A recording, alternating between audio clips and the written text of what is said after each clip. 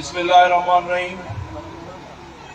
असांजो chief guest मुस्लिम house Khairpur में पीर सैयद मुर्तज़ा शाह राशिदी खिताब कंदे। मुस्लिम हाउस खैरपुर में पीर सैयद मुर्तज़ा शाह राशिदी खिताब कंदे। मुस्लिम हाउस खैरपुर में पीर सैयद मुर्तज़ा शाह राशिदी खिताब कंदे। दोस्तों मुस्लिम हाउस असां खैरपुर में पीर सैयद ये समझूं था त 10 साल कोन गुज़रिया आहिनि। इहो कल्ह वाक़ियो थियो आहे। छाजे करे असां साईं जन सां गॾु हुयासीं। मूंखे उहो टाइम यादि आहे त साईं इस्माइल साईं स्टेरिंग ते वेठा ऐं निज़ामाणी साहिबु शायदि हुयो अॻियां वेठो हुयो। मूंखे साईं इशारो कयो त तव्हां मुंहिंजी गाॾी में अची वियो। मां साईं जन सां गाॾी में वेठुमि ऐं उन खां अॻु में बि हिकु ॿ दफ़ो राब्तो थियो। साईं जन खे मां बार बार चयो त मां साईं हेॾे न अचिजो, सही आहे माहौल असांजो, असां इलेक्शन शरा कढंदासीं, तव्हां हेॾे ख़्यालु न कयो।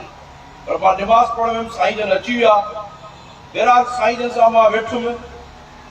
मूंखे उहो मंज़र यादि आहे। तंहिं वक़्त जे SSP साहिब सां साईं रिंग कई, हिकिड़े मिंट में फोन कई, चयईं त मां गंबट आहियां, 5 मिंटनि में पुॼां थो। पर असांखे ख़बर पई त पोइ उहो कोटिजी वेठो हुयो, अब्दुल समीर काथे जी वेही रही। एतिरे में साईं यूनुस साईं जी फोन आई। साईं यूनुस साईं जन फोन ते चयो तोसां केरु वेठा? साईं इस्माइल साईं खे चयो। साईं इस्माइल साईं चवंदो तो बशर सां गॾु आहे, पियो साईं खां ॾिसे। मूंखे साईं जन चयो त हितो न निकिरजो, ब्लड प्रूफ गाॾी आहे, फौज आर्मी रेंजर्स 10 मिंटनि में पुॼंदी। असां साईं जन जी फोन ॿुधीसीं। मां साईं खे पेरनि ते हथ रखी चयो मां निकिरण जी कयो। मां चयो असांखे वाक़ियो वॾो नज़र थो अचे, तव्हां निकिरण जी कयो। साईं मुर्तज़ा साईं पोइ गाॾी में हुया, साईं ममता राजा साहिब। असां उतो अॻु को निकिरण जी कईसीं त अॻे पासे रोड ते वरी असांखे फायरिंग कई। मूंखे साईं जन चयो त हलूं बंगले ते तव्हांजे ते। मां चयोमांसि सभु हिते ख़ाली आहियूं, बंगले में वेंदासीं, चौधारी फिरींदा, पोइ त वॾो फ़ैर थींदो। बहरहाल असां उतो निकितासीं। अबुल जी कड़ हुई। उहे ई माण्हू जाते जाते असांखे अॻियां मिलनि पिया, उते बि उन पासे जॾहिं असां निकिरणा ई न, उहे अॻियां असांखे मिलिया। मां साईं जन खे चयो, मां साईं ॻाल्हि इहा आहे त बचाइण वारो रब साईं आहे, पर निकिरण जी कयो। मां चयो असांजी ब्लड प्रूफ गाॾी आहे, पर उहो राकेट लॉन्चर या ॿियो कुझु कयूं, साम्हूं ॾिसो असां हिकु निकिरण जी कयो।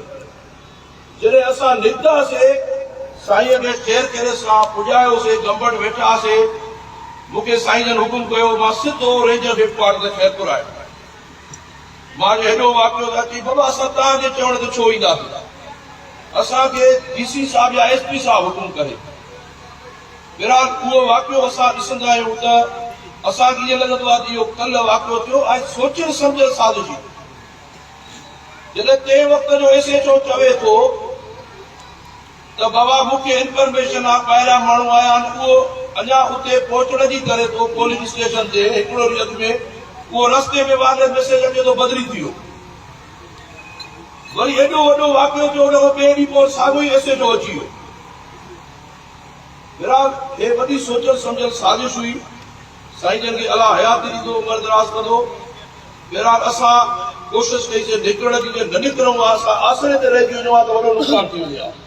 तंहिं वक़्तु असांखे दोस्तनि ॿियनि चयो, साईं हाणे जे सब्र खे सलाम ॾिसो, सब्री कयो त रोड बंदि करे वेही रहूं। ऐं जे रोड बंदि कयो आहे त हे 10 साल असांखे ॾिसणा न पवंदा हिननि जा। पर साईं जन जो सब्र, साईं जन चयो त बाबा छॾियो हिननि ॻाल्हियुनि खे, अलाह साईं सभु कुझु कंदो, अलाह साईं त छॾियो, अलाह साईं असांजो अचो ॾींदो, तव्हां छॾियो। निकिरी आयासीं।